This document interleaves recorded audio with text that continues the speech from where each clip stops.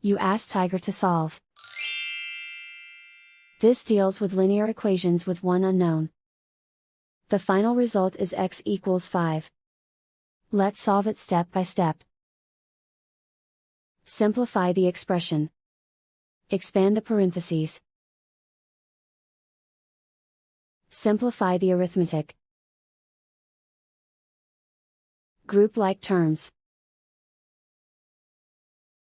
Simplify the arithmetic. Expand the parentheses.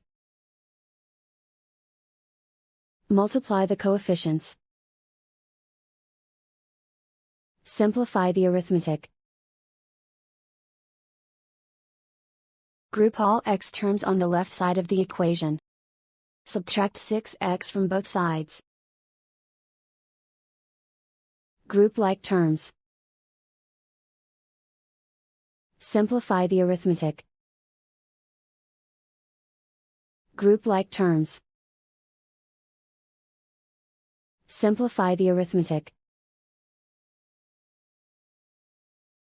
Group all constants on the right side of the equation. Add 2 to both sides. Simplify the arithmetic.